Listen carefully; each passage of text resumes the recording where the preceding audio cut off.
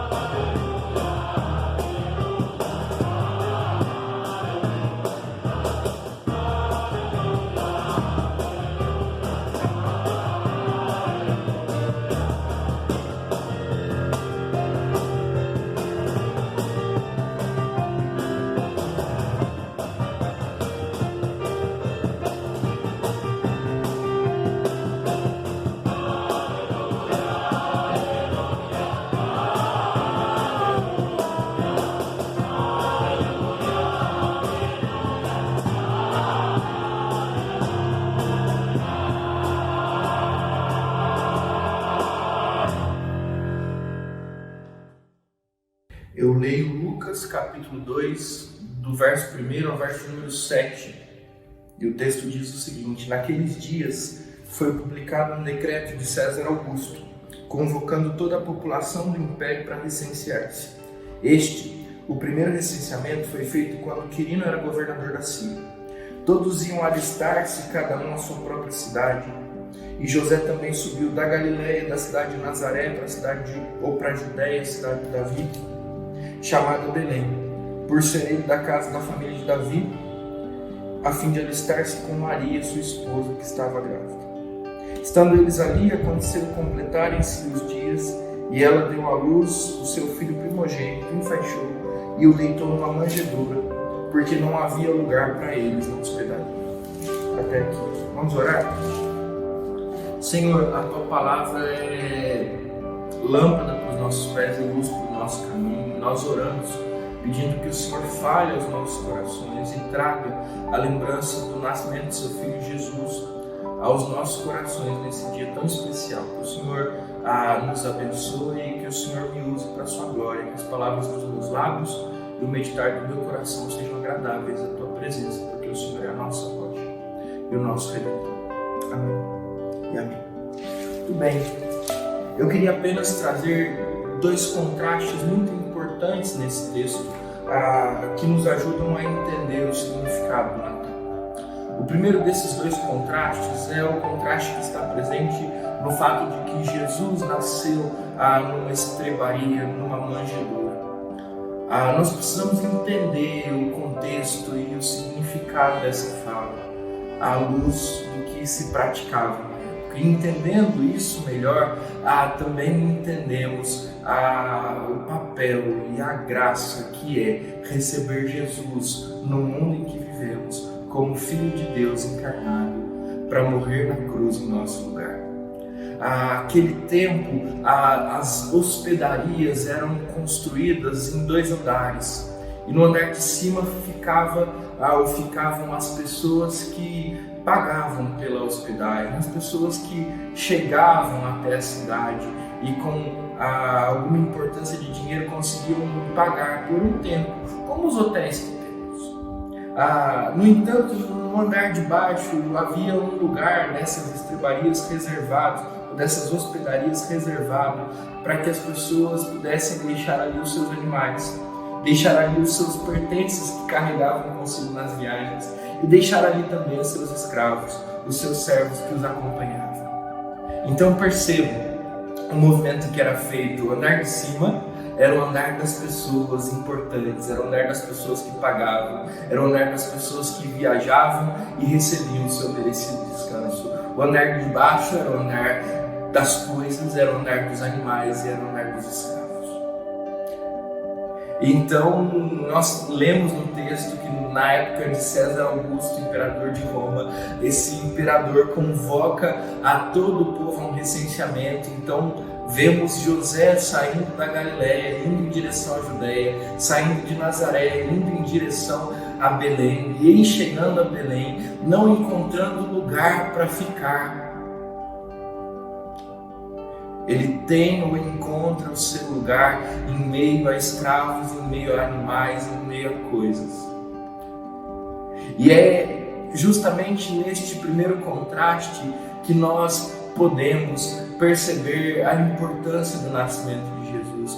Porque apesar de ter disponível para si, não naquela ocasião, mas ter disponível para si, ou apesar de que deveria ter disponível para si como rei de todo o universo, como dono de toda a criação, como dono de todas as coisas, ter disponível para si um lugar de maior honra e de maior destaque dentro de uma hospedaria, o Senhor Jesus nasceu e foi colocado não apenas ao lado de animais, mas ao lado de animais, ao lado de coisas, ao lado de escravos. Eu não sei se você me entende com esse primeiro contraste, mas o que eu estou tentando dizer é que o Rei do Universo ele nasceu e foi colocado ao lado dos servos mais humildes. E esse contraste nos traz a primeira mensagem dessa noite de Natal. Porque o Natal nos lembra a respeito do menino Deus, o Rei de toda a terra, que governa sobre nós e nasceu da maneira mais simples e humilde possível. Ocupou no seu nascimento o lugar mais simples e humilde possível. Desenvolveu durante sua vida e todo o seu ministério posturas mais humildes e simples possíveis. Ele não tinha onde encostar a sua cabeça. Ele foi rejeitado pelo seu próprio povo e em vindo para reinar sobre ele e restaurar o reino de Israel, ele foi desprezado pelas pessoas mais importantes da época. Foi crucificado pelo seu povo e, apesar de toda a humildade de sua vida, a partir do momento de sua morte, sua ressurreição, sua subida aos céus ou sua ascensão, passa então a ocupar um lugar de glória e de destaque. Porque apesar de ter nascido em uma estrebaria, ele foi sepultado entre os poderosos e ricos.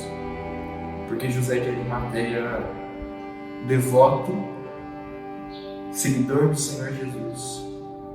No momento de sua morte, então, tomou seu corpo e o sepultou em algum lugar especial. separado por ele, alguém muito rico.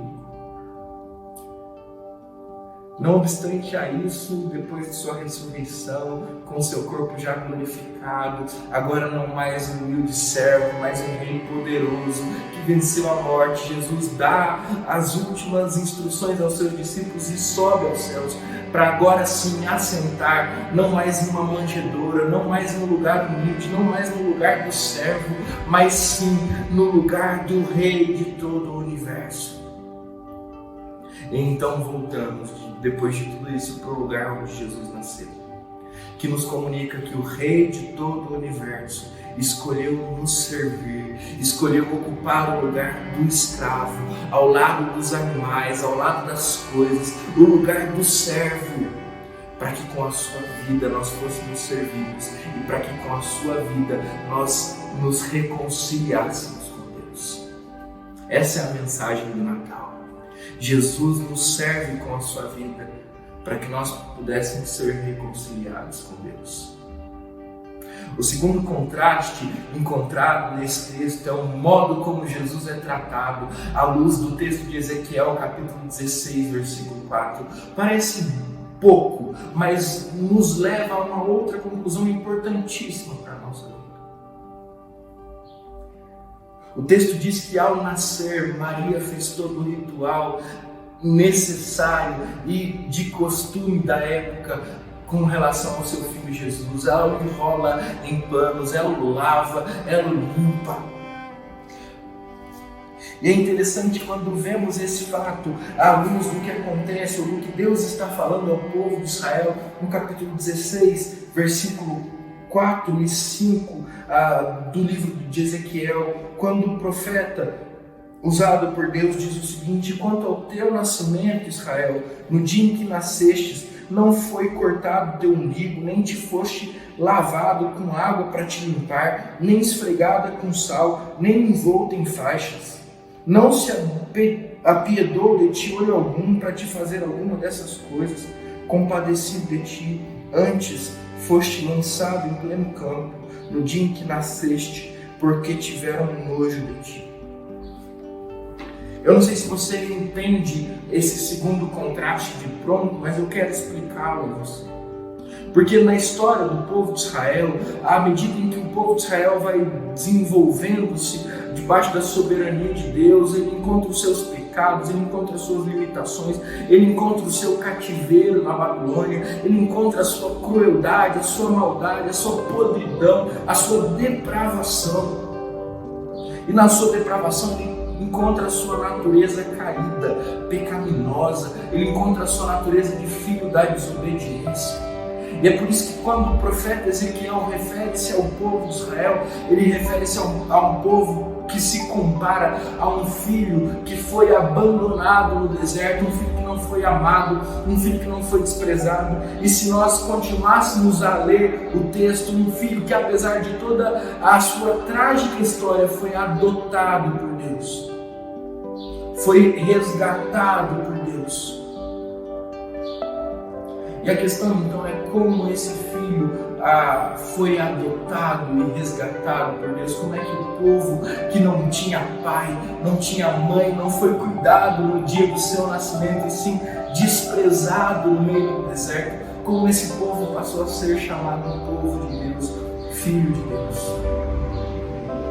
Para entendermos isso, basta agora voltarmos à comparação que o texto nos convida a fazer quando diz que Jesus, diferentemente do que aconteceu com o povo de Israel, nasce e tem panos envoltos ao redor de si.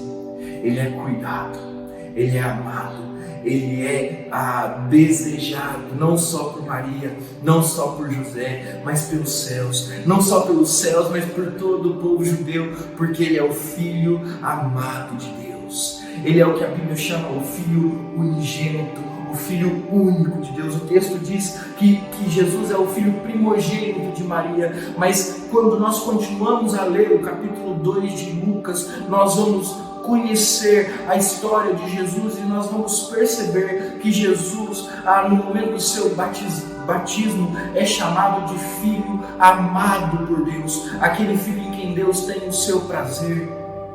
Nós vamos perceber que Jesus tem a sua genealogia descrita e é levada, e tem a sua genealogia levada até o momento em que Lucas diz: Jesus é filho de Adão, filho de Deus. E quando Jesus é então reconhecido como o único Filho de Deus, ele nos aponta o modo como nós nos tornamos filhos adotados do Pai. Ele nos aponta o modo como nós nos tornamos filhos queridos de Deus, filhos amados em quem Deus tem todo o seu prazer. É através de Jesus que nós somos adotados, é através de Jesus que nós somos amados, é através de Jesus que Deus tem todo o seu prazer em nós. Porque se dependesse de nós ainda estaríamos no deserto, sem faixas ao redor do nosso corpo, sem banho após o nosso nascimento, com todas as sujeiras, porque não passaram sal em nós, para que nós fôssemos limpos, desinfetados, para que nos fosse feita a asepsia. Mas através de Jesus, o Filho amado de Deus, nós somos adotados. De maneira que agora o apóstolo Paulo, no capítulo 8 de Romanos, diz e se refere a Jesus não mais como Filho único de Deus, mas como primogênito, o primeiro de muitos irmãos. Eu quero te convidar a pensar no Natal como esse momento onde o Filho único de Deus nasceu e nos permitiu ser chamados filhos de Deus juntamente com Ele. Esse momento onde agora nós somos tomados, apesar de todo o nosso pecado, apesar de toda a nossa maldade, apesar de toda a depravação que é em nós, esse momento onde nós somos tomados por Deus, adotados por Deus através do seu Filho Jesus e levados a uma comunhão sublime e gloriosa com o nosso Pai, o Pai do nosso Senhor Jesus Cristo. O Natal é tempo de nós celebrarmos o Rei que nos serve com o seu nascimento. E é também tempo de nós celebrarmos o Filho que nos abraça com a sua vida e nos convida a viver como filhos de Deus. A minha oração é para que neste dia, nesta noite na sua casa, a alegria de ser filho de Deus e de ser servido pelo Rei de todo o universo com a sua própria vida tome conta do coração de vocês e seja abundante no coração de vocês. Eu oro para que a certeza do amor do Pai e a certeza do sacrifício do Filho que começa no seu nascimento e culmina na cruz sejam presentes na casa de cada um de vocês, em nome de Jesus. Amém. Vamos orar mais uma vez, sim. Muito obrigado pelo seu Natal, pelo Natal de Jesus. O nascimento de Jesus é o que aconteceu de mais importante na história, culminando na sua morte naquela maldita cruz, trazendo vida para cada um de nós, fazendo com que nós fôssemos adotados por Deus. O nascimento de Jesus é o que de mais importante aconteceu em toda a história. E nós te louvamos por isso, nós te damos glórias por isso, e nós te pedimos nesse momento para que o Senhor traga aos nossos corações a alegria de ser chamado Filho de Deus e de pertencer ao Deus Altíssimo, a alegria de ser servido pelo Filho de Deus, o Rei de todo o universo na sua vida, a alegria de ter nascido, de ter Cristo Jesus, tendo também nascido dentro dos nossos corações. Em nome de Jesus. Em nome de Jesus. Amém. Amém. Deus te abençoe mais uma vez. Feliz Natal. Feliz Natal. Esse é o desejo da nossa igreja, do conselho da nossa igreja. Esse é o desejo, o meu desejo para você e toda a sua família. Um grande abraço.